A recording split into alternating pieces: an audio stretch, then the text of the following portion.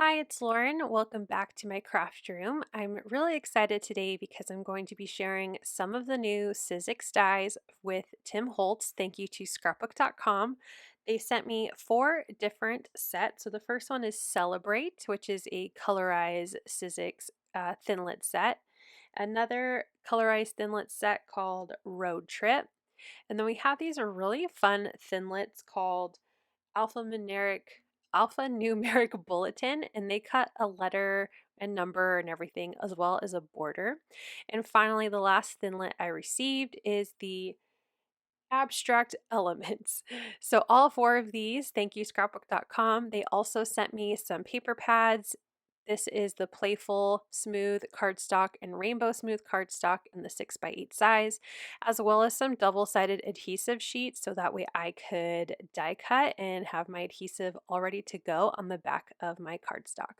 So that was a little unboxing, and I came back at another date and have started a card. So I'm going to show one card on today's video, but I also have 2 other cards for some inspiration that I will share at the end. So I'm starting with the alphanumeric. Why am I having such a hard time with that? Uh, Thinlet set, the alphanumeric bulletin, and I cut a bunch of strips that would fit the 9 and the 6 out of that rainbow paper pad, and I cut down some of those adhesive sheets to fit behind each of those pieces of colored cardstock. Now, I am creating a birthday card that was going to have the number 9 all over it. And the nice thing is that the 6 is just an upside down 9. So I am able to cut 2 at a time. So I am cutting out, this one is currently green and blue. And you'll see here, I am doing my best to keep the numbers onto the background. I don't want them to be stickers quite yet because I don't know where I'm going to put them, but I just am using a poker tool to help me keep those dies onto the backing so that way I can pull them off and use it as a sticker when I'm ready. So I am going to do that for the green as well. And off camera, I have already die cut quite a few other colors. I did 7 total. There are 8 in the paper pack, but I did red, orange, yellow, green, blue, indigo, and violet. So going with the classic Roy G. Biv colors. And I'm going to use both the inside and the outline of these 9s onto a background. So here you can see all of the different colors. I also die cut another 9 out of some of the red cardstock, just out of a scrap. I've just picked a color, and I'm going to use that to help me with lining up my outline as I'm pulling off the outline on some of these, not all of them. Some of them pulled off really easily. There were a couple that I had a little bit of trouble with only because these adhesive sheets are so strong. They are super duper sticky. So if I am pulling it off of the backing, sometimes it can get a little disfigured. So I have that extra piece of cardstock die cut in the 9 so I could use it as a guide to place the outline sticker around it. So I have that 9. I'm just using a piece of mint tape to hold it in place while I get started, and I'm just wrapping that orange outline around the 9 so that way it will stick and the shape is fixed to actually look like a 9. So you can see here I'm pulling off the red cardstock and my orange 9 is looking pretty good. I want to make sure I put the center border outline in the center of where the 9 is supposed to be. So I place that paper back in, and I'm just again using my poker tool to help me with making sure the paper sticks down while I can pull up my 9, which is just a guide. So now I'm going to move on to doing a solid one, which is obviously much easier to pull off. And I'm going to just create a couple columns of these 9s. Again, I just want lots of 9s onto this background. Here's another view as I'm continuing on. I trim down any of the excess paper that's coming off the edges of my white cardstock piece, and that way it will look like it's coming on and off the background. As you can see, this yellow 9 outline was so easy. It went on, or it came off the backing really well and went on quite easily. And once I have all 4 columns of all 7 colors, both the outline and the inside, I'm going to move on to the next set of Thinlits. So I'm going to be using the Celebrate Colorize set, and I'm going to do just a few of these images. So I want to do the party hat, the present, the banner, and the balloons. So I went through that rainbow pack and cut some scraps out that will fit all of the different dies that I want to use. And then I'm going to add these to a sheet of one of the sticker sheets, the adhesive sheets. So this is a 6x6 size, so I'm just going to peel off the whole backing, and I'm going to kind of puzzle piece and Tetris on as many of these pieces of paper as I can. Now, I'm sorry a lot of this is off camera.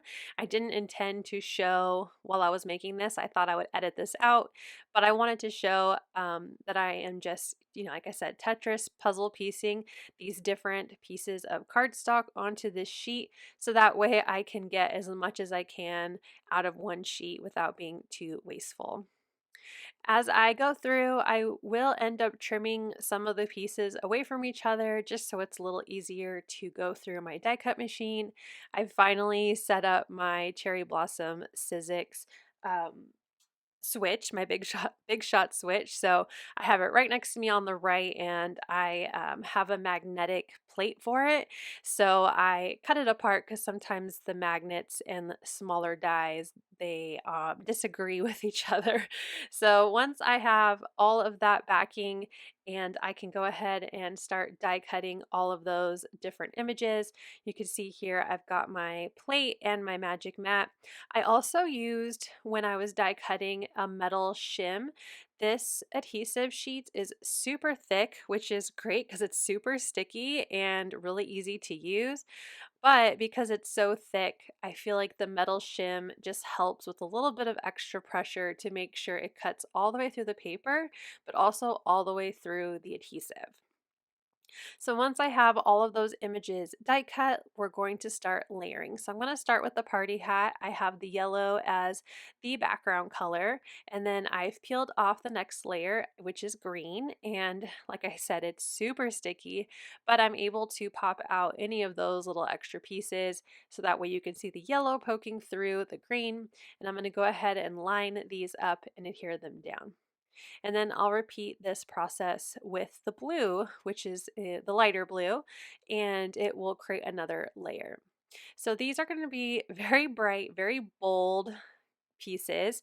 The examples that you can see by Tim Holtz on the packaging, obviously are a little more distressed and different shades of the same color, but I really wanted to use these paper packs, and I really wanted to create a really bold birthday card because this is going to be used for my soon-to-be 9-year-old, and I just thought that she would really love the bold colors on here more than caring about, how perfectly distressed it looks.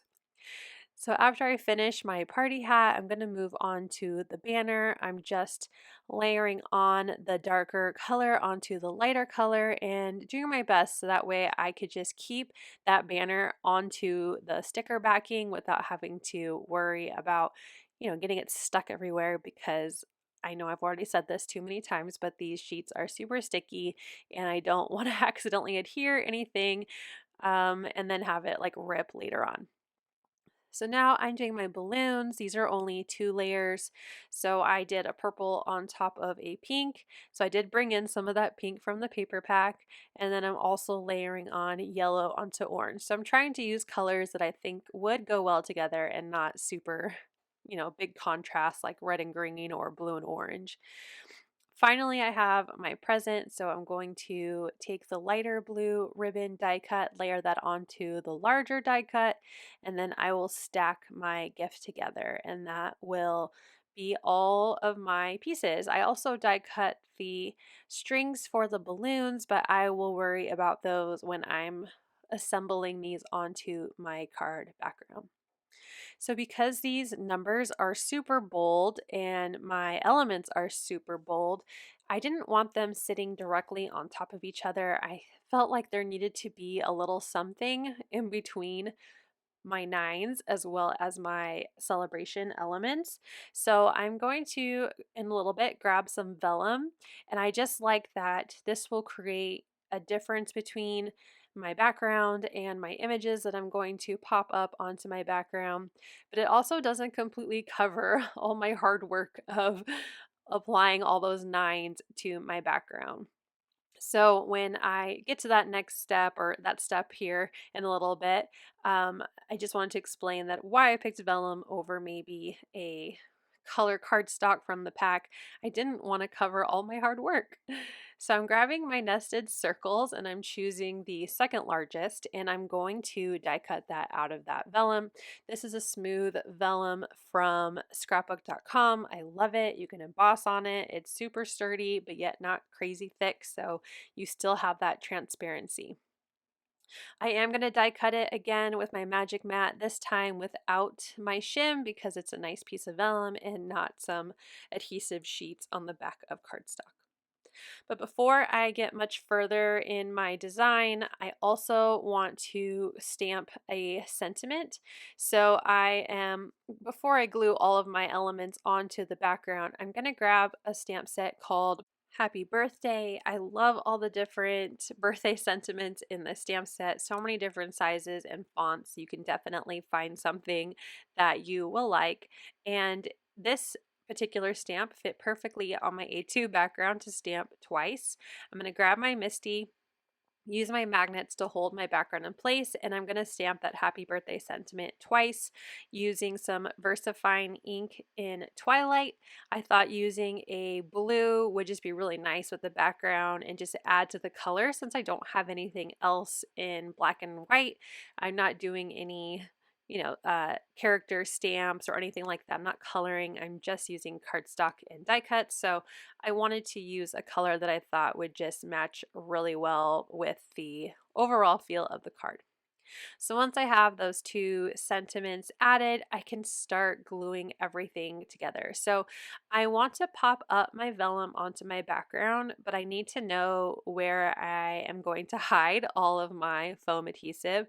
So I'm going to start just kind of playing around with my layout, and once I'm happy with it, I will start adhering everything to the vellum. So I partially pulled off the adhesive backing on my banner, just the part that will stick to the vellum and not to my background, and I connected it, or I glued it down so that way the top and bottom, or the left and right of the banner, connects to the top and right edge of the card.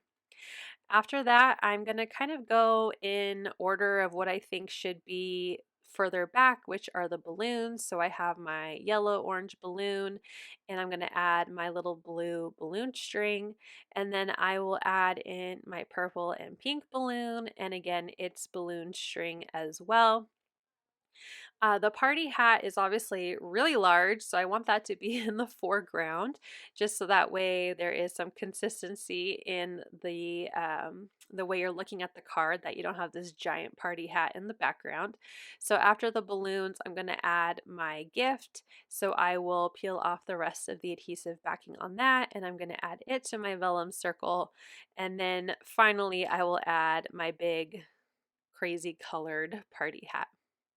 Once I have everything in place, I'm going to take it off my background. I'll peel off the remaining pieces of backing from my banner, and then I'm going to actually grab an anti-static tool. Now I use this obviously for embossing, but it has a baby powder in it, or cornstarch depending on what you use, and this will also just make stickers not sticky anymore. So I went ahead and added it to the parts that hung over my vellum, and then I added foam adhesive everywhere, making sure to hide it that it wouldn't show through the vellum. So it's all behind my die cut pieces. I went ahead and glued that to my background, and I'm just trimming off any excess because this is an A2 background and I want it to be on an A2 size card. So I have a top folding A2 card using Nina's Solar White ultra thick cardstock. So it's really heavy cardstock. I'm using my adhesive roller to add some adhesive to the back of my background, and I adhered it to my card base. Now before I finish up this card, I wanted to add some some shine, so I'm grabbing my Snowflake Pops of Color, which is just a clear, kind of iridescent looking glitter inside of it, and I'm just going to add it almost everywhere. So on the balloons, on my party hat, on my gift, on my banner, everything has a little bit of shine on there somewhere. Here is a final look at this fun birthday card. Again, super bright, super bold, using 2 of the new Sizzix Tim Holtz Thinlit sets. Here are the other 2 cards. So this one I made using Road Trip. Very simple, but I just wanted the card to focus on those die cuts. And here I use the abstract elements as well as some a sentiment and pattern paper from scrapbook.com. So here are all 3 cards using these 4 new Thinlit die sets. I hope this brings you some inspiration for these new products and that you check out the whole release today over at scrapbook.com. Thank you so much for watching. I hope you'll click like, and if you're new here, I hope you'll subscribe and come back. As always, you can find everything I use down below in the description box. Thank you and have a wonderful day. Bye!